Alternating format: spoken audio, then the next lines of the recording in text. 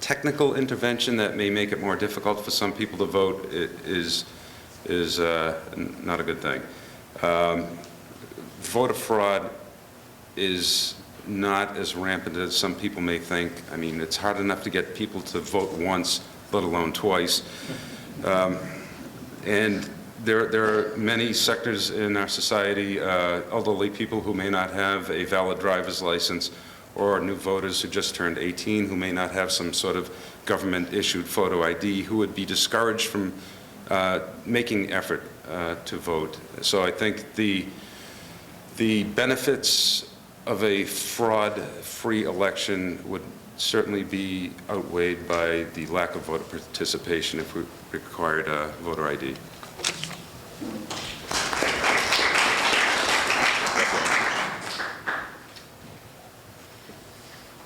I have the pleasure to serve on Election Law Committee, and we've had a lot of conversations and hearings on how do we encourage and enable voter participation. We're the greatest country in the world, one of the oldest and strongest democracies, and yet we can't break 80% voter turnout. That's still a C. We need to get a B or above on our performance on a fundamental thing like voting and caring about who's elected and who leads this country. On voter ID, we don't have a problem. When we have an issue at the polls, there's a way to address that and have the poll captains and the processes work. Putting in a voter ID card is a solution to a problem we don't have. It also potentially puts in a pseudo poll tax to require people to get ID and come forward, and it suppresses the vote in most occasions.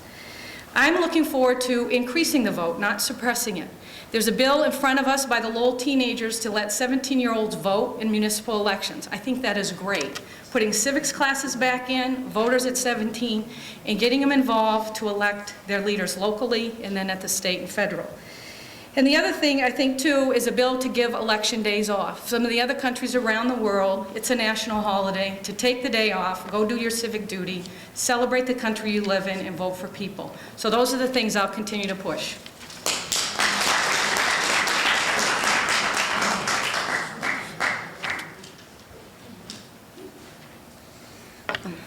First, you mentioned earlier you might have my vote. No.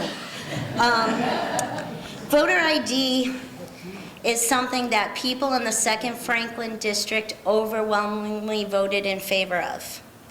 As a representative, I would have to take their vote very seriously and come up with a reason why I personally would go against the people of the 2nd Franklin District.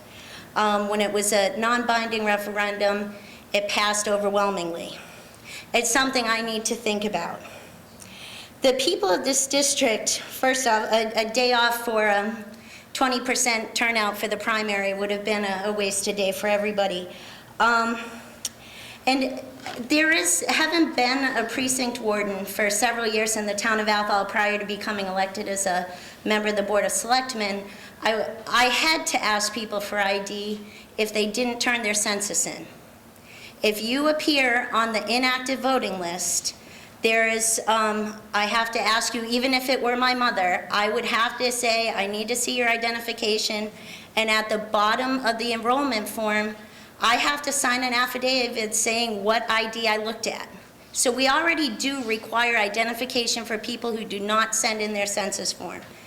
And again, I don't have an opinion of it myself that's so strong either way, but when you look at a district where over 80% of the people voted for voter ID, I would have to seriously consider pushing that in Boston because that's what the people were asking for and that's how the people voted. And I expect to be your voice in Boston. I'm not going down there with my own agenda. I really want to be able to, I know you can't make everybody happy, but I want to do as much as I can to be the voice of the people of the 2nd Franklin District.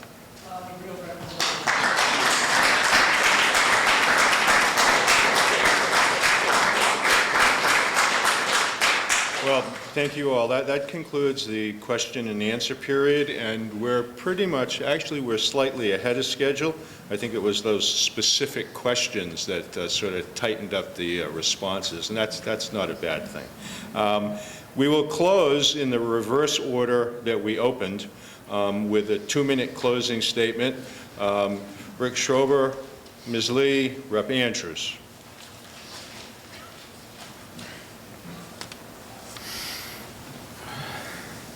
Well, all three candidates in this forum have basically told you all the same thing.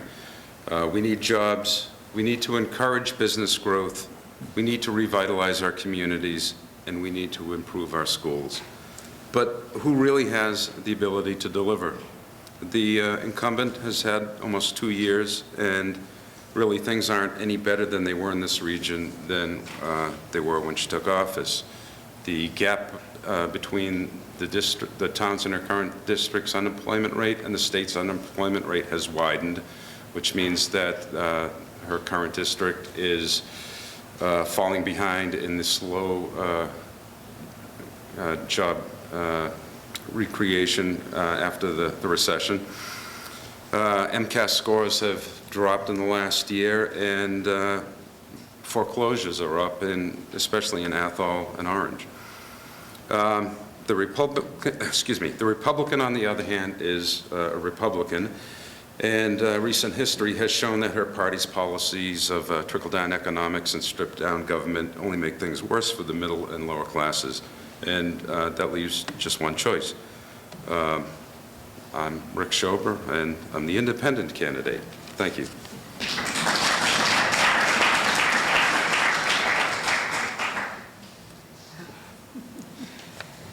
Well, I'd like to thank everybody for coming out tonight. Again, Julie and Bev, thank you very much. A few things we didn't talk about tonight. I just want to really hit a few of those pieces. The Fernald School.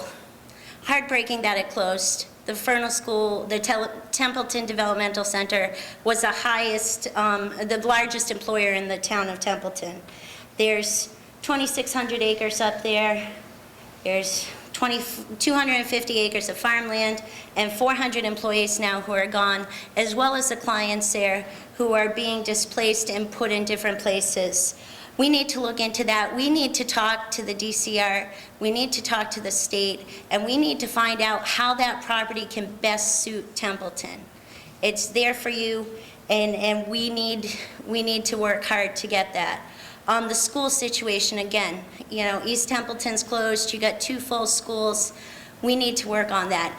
Every single town, you can change the town name, and they have the same issues, and we need to work. One of the things that I found in 1934, when the Quabbin Reservoir was put in the center of the state, it really destroyed any possibility of north to south infrastructure throughout that way.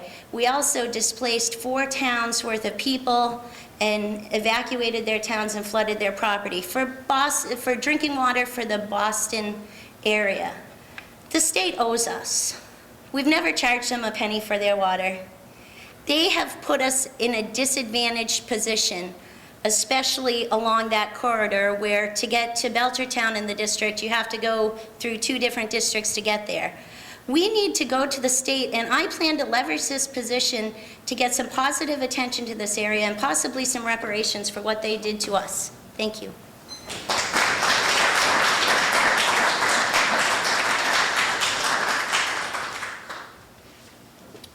It's been a pleasure to spend some time with everyone tonight here on public access, so thank you. It's been fun to share some ideas with you on creating good jobs, building better education, creating vibrant communities, and improving our government.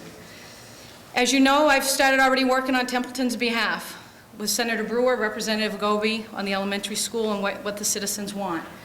I don't wait until it's time. When there's an issue, I show up. The 6 towns I've served very well in a year and a half. We've brought $70 million to the district and the associated jobs. We've done that together, and I know personally I've intervened on behalf of some of those big projects to get them spent here. 2 in particular, the Walmart expansion and the Greenfield New High School. Whether it's Greenfield or Templeton, it's capital investment for our kids, for our education. I know how to do that. I'll continue to do that. I love this area. I respect the people. And we have a bright future if we start practicing new levels of kindness, new levels of leadership, and new levels of communities. Communities that want to build together and not tear down people or families or clans, but build a united community, because one united community leads to two, leads to a United States of America. I'm willing to do that in public service. I thank my family for being willing to put us, my friends, and our extended family on the line to be your state representative. I've had a ball going door to door in Templeton and the new towns to see the majestic views, the living conditions, to talk to people and hear the depths of the concerns and the highs of their dreams. And I look forward to working with you. I hope to earn your vote. I'm asking for your vote, and please get out and vote on November 6th and vote Andrews. Thank you.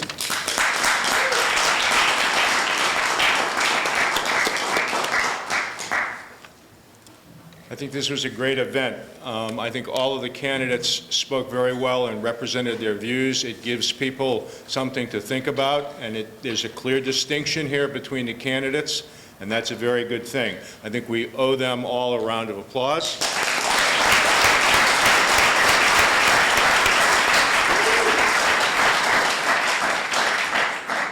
I also think that you all deserve a round of applause.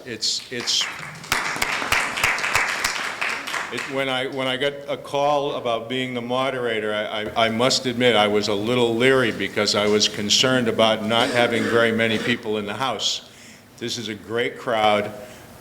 I think the questions from the crowd were much better than the questions from the moderator, and I think you all did a very good job. So thank you all for coming out, and don't forget, yeah, gotta vote.